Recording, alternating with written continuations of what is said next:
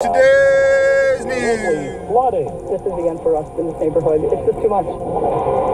DeSantis campaign cutbacks. Fewer than 10 staffers were laid off. Good morning. I'm Steve Kathan with the CBS World News Roundup. Relentless triple-digit heats and wildfires causing major concerns in the West. Here's CBS's Jonathan Vigliotti. More than 8,000 acres in Southern California's Riverside County have been scorched after 4 wildfires exploded simultaneously.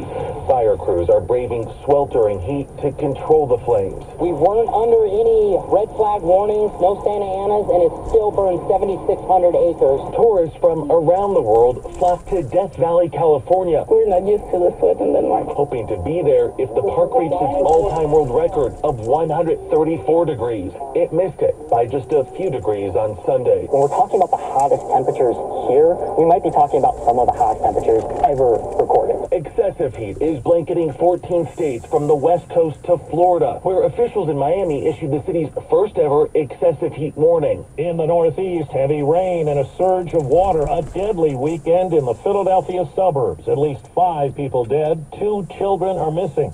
CBS's Waukesha Bailey. A family from Charleston was on their way to a barbecue when they were caught in a flash flooding in Bucks County. Dad took his 4-year-old son, while the mother and the grandmother grabbed the 2 additional children. Emergency leaders say the mother was killed while both toddlers are still missing. We continue to look for the 2 children. Up to 7 inches of rain fell in the county in just 1 hour Saturday. In New Hampshire and Massachusetts, the flooding buckled roads and damaged homes. Floodwaters were so high in parts of Connecticut, this man used a boat to get around the swamped streets. These storms are biblical in terms of the torrential rainfall you get, and they're happening more and more frequently. Overseas now to Ukraine, where there's been a new attack on a crucial supply line for Russia. CBS's Charlie Daggett tells us for the second time in the war, the bridge to Crimea was damaged and closed. The focus this morning is on that bridge linking the Russian mainland to Crimea. The Russian government is blaming Ukraine for blowing it up using unmanned drones overnight. 2 people were killed, they say. Another person was injured.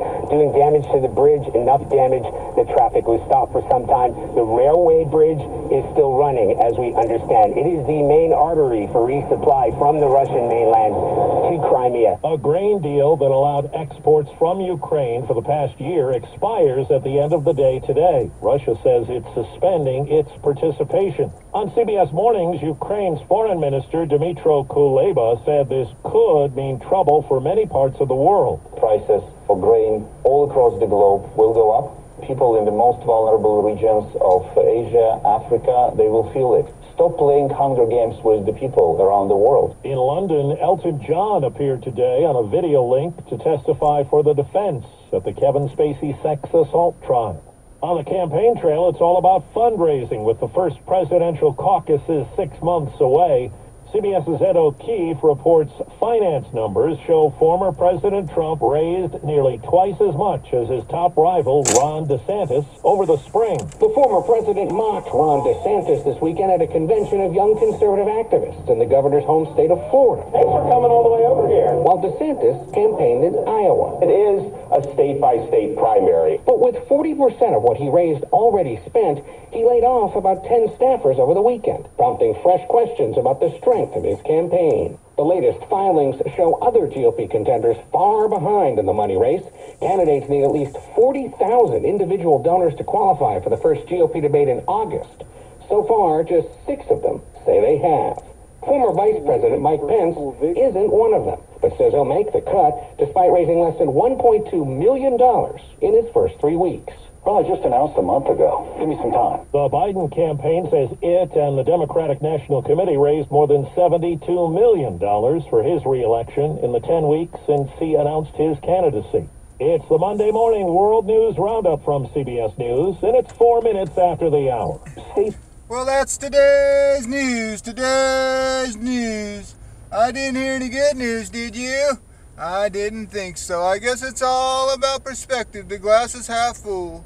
Well, as always, I want to thank you again for coming along with me on these Dash Cam News adventures.